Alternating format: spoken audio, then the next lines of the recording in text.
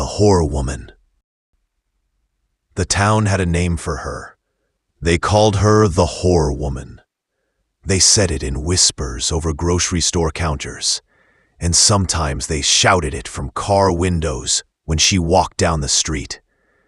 The children, repeating what they heard at home, would sometimes chant it before running away, scared of the look in her eyes. Her real name was Alara, but hardly anyone remembered that.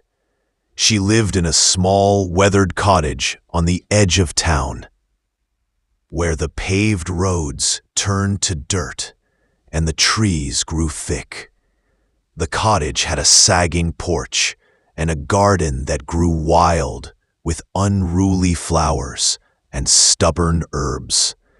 To the people in town, the untamed garden was just another sign of her wild, improper nature. Maya was 16, and she heard the stories like everyone else. She was told that the Whore Woman had been with every man in 3 counties, that she'd had countless babies and given them all away, that strange lights were seen from her cottage at night, and that she'd put curses on men who wronged her. Maya's mother would cross the street to avoid walking past the woman, pulling Maya along with her.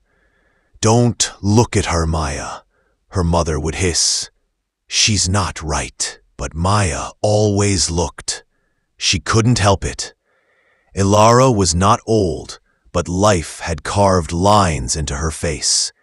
She walked with her head high, her back straight, and her eyes looked at the world with a kind of tired defiance. She didn't look evil. She looked sad and strong. Maya found herself fascinated. The trouble started when Maya's cat, a fluffy ginger ton named Marmalade, went missing. He'd been gone for 2 days. Maya was sick with worry. She'd put up posters, called his name until her voice was hoarse, and searched every shed and bush in the neighborhood. Her younger brother Tim came into her room on the second evening, his eyes wide. "Maybe the Whore Woman took him," he whispered, his voice full of a child's grim imagination. "Maybe she uses cats for her spells." "Don't be stupid," Maya snapped. But a cold fear touched her heart. The stories were silly, she told herself. They had to be. But what if they weren't? What if Marmalade was hurt and hiding near her property? That decided it. She had to look. As the sun began to set, painting the sky in orange and purple, she told her parents she was going for a walk and headed toward the edge of town. Her heart hammered against her ribs as she approached the cottage. The garden was even more chaotic and beautiful up close. The air smelled of lavender and mint and earth. She saw no sign of Marmalade. She stood at the end of the dirt path, staring at the cottage, too afraid to go closer. The door creaked open. Alara stood there, silhouetted against the warm light from inside. She was holding a mug, and she looked at Maya without surprise, as if she'd been expecting her. "You've lost something," Alara said. Her voice was not the cackle of a witch from a storybook. It was low and calm. Maya was too startled to speak. How did she know? My cat," Maya stammered. "He's Ginger. His name is Marmalade. I thought maybe he'd wandered over here." She braced herself for an angry shout, for a curse. Instead, Alara nodded. "A Ginger Tom. He was here. He's fond of the catnip that grows by my fence. But he's not here now." Maya's shoulders slumped with disappointment. "Oh, he'll be back," Ilara said. She took a sip from her mug. "He's a tomcat. They wander, but they usually come home." There was a long silence. Maya knew she should turn and leave, but she was rooted to the spot.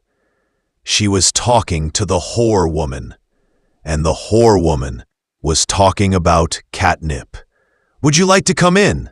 Ilara asked. I was about to have some tea. It was the last thing Maya expected. Every warning from her mother screamed in her head, but the woman's eyes were kind, and Maya was desperately curious. "Okay," she said, her voice barely a whisper. The inside of the cottage was a shock. It was clean and warm and smelled of drying herbs and wood smoke. Books were stacked on every surface. There were jars filled with preserves and plants. A fat, old tabby cat slept in a rocking chair by the fireplace. It was the opposite of a witch's hovel. It was a home. Ilara gestured for Maya to sit at a small wooden table and poured her a cup of tea from a pot. The tea was pale green and smelled of honey and lemon. "People in town say you steal cats," Maya blurted out, immediately wishing she could take it back. To her surprise, Ilara laughed. It was a warm, rich sound. "Do they? Well, they say a lot of things." She gestured to the sleeping tabby. "Barnaby there was half dead in a ditch when I found him. I suppose I stole him from death. Is that the same thing?" Maya looked down at her tea, ashamed. "No." "What else do they say?" Ilara asked, not unkindly. She seemed genuinely interested. Maya's face grew hot. She couldn't repeat the other things. She couldn't say the name they called her. Ilara saw her struggle. She nodded slowly. "Ah, that." She sat down opposite Maya. "Let me tell you a story, Maya. Would you like that?" Maya nodded, mesmerized. "A long time ago, a young woman lived in this town," Ilara began, her eyes looking at something far away. "She was 17.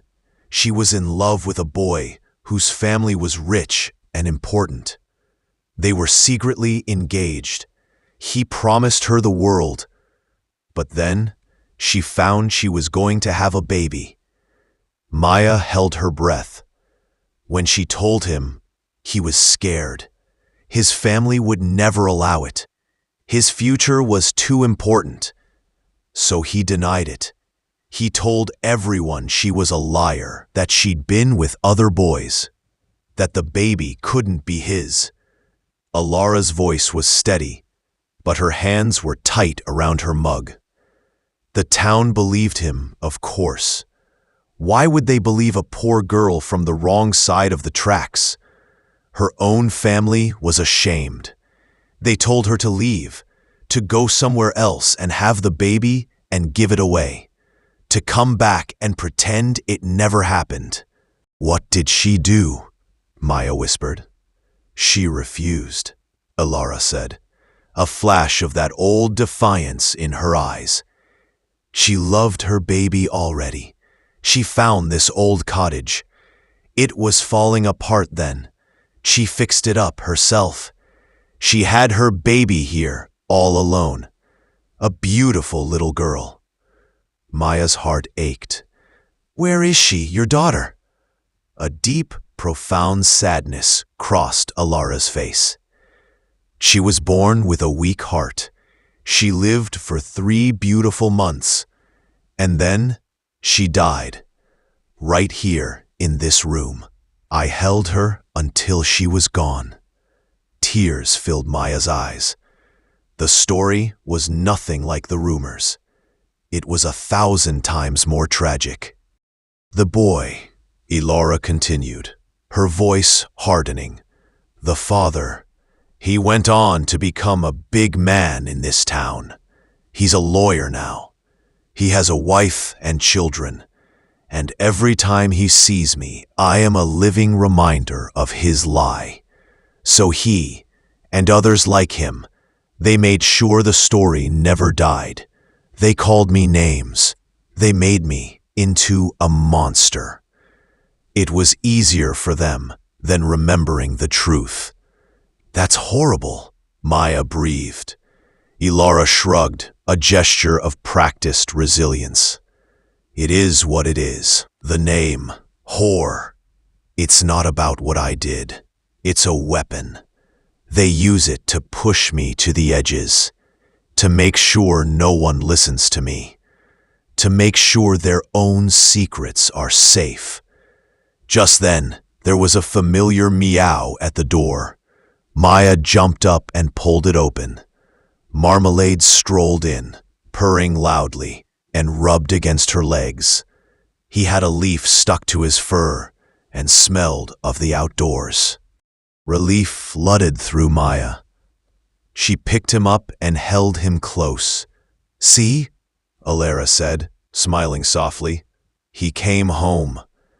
Maya looked at Elora, truly looked at her. She didn't see a whore or a witch. She saw a woman who had loved and lost, a woman who had been terribly wronged, a woman who was strong enough to live with the consequences every single day. I'm so sorry, Maya said. The words felt useless, but she meant them with her whole heart. Thank you for listening, Elora replied. That's more than most people have ever done. Maya walked home that night with Marmalade in her arms, her mind reeling.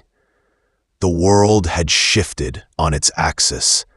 The monster under the bed was just a sad story, and the people she saw every day in town were the ones who had created it.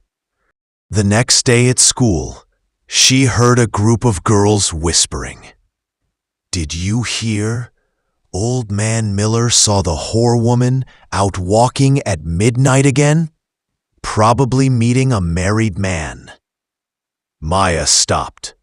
She felt a heat rise in her chest. Before, she would have stayed quiet and walked away. Not anymore. Her name is Elora, Maya said, her voice clear and strong. The girls turned to stare at her, shocked. What did you say? One of them asked. Her name is Elora, Maya repeated, and she wasn't meeting anyone. She was probably just walking. She likes to walk. And she's not a whore. She's just a person who had a terrible thing happen to her. The girls were silent for a moment. Then they burst into nervous giggles. Oh my God, Maya, did she put a spell on you? No, Maya said, looking at each of them in turn. She gave me tea, and she told me the truth, something you all are clearly afraid of. She turned and walked away, her heart pounding, but her head held high. She understood now. The name was a cage, but the truth was a key, and she, Maya, would not help keep the door locked anymore. She started visiting Elora regularly. She would help her in the garden, learning the names of the herbs and flowers. She would borrow books from her shelves. They would talk about everything. Books, dreams, life. Elora became her friend, her mentor. The town didn't change overnight. People still talked. They started calling Maya the whore woman's little friend. It stung, but Maya wore the title like a badge of honor. She knew the truth. One day, she was in the grocery store with her mother. A woman from their church came up to them, her lips pursed. "Martha," the woman said to Maya's mother in a false whisper, "you really should keep a closer eye on your daughter. I saw her going into that woman's house again. It's not safe. It's not respectable." Maya's mother, who had been quietly worried about the friendship, looked flustered. Before she could speak, Maya stepped forward. "Mrs. Gable," Maya said, her voice polite but firm, "Ilara is my friend. She's teaching me how to grow roses. Is there something unrespectable about roses?" Mrs. Gable's mouth opened and closed like a fish. She had no answer. She huffed and walked away. Maya's mother looked at her, a strange expression on her face. On the walk home, she was quiet. Finally, she spoke. "Is it true?" she asked. "What you said to Mrs. Gable, is she really just teaching you about gardening?" "Mostly," Maya said. "And other things, like how to not believe every nasty thing you hear." Her mother was silent for the rest of the walk. That evening, she came into Maya's room. "The stories," her mother began, hesitantly. "The stories about her, and men, and the baby?" "Are lies," Maya said softly. She didn't tell Ilara's story. It wasn't hers to tell. But she said, "The man who started those stories is a powerful person in this town. He did it to hide his own mistakes. She's the one who paid the price." Her mother sat on the edge of the bed, her face pale. She looked ashamed. "All these years, I just believed." "Everyone did," Maya said. It was easier. A few weeks later, Maya saw her mother and Ilara talking over the garden fence. It was a short, awkward conversation, but it was a start. The world is a cruel place for women who don't follow its rules. The world has a million names for them, and whore is the oldest and cruelest one. It is a word meant to shame, to silence, to push into the shadows. But in a small town, on the edge of the woods, a young woman learned that the truth is stronger than a lie. And an older woman, who had lived in the shadows for so long, found a friend who brought a little light back into her life. Ilara would always be the whore woman to some. But to Maya, she was just Ilara, a woman who grew beautiful roses, a woman who made terrible, bitter tea, a woman who knew the names of all the stars, and a woman who, despite everything the world had done to her, had never let her heart turn completely to stone.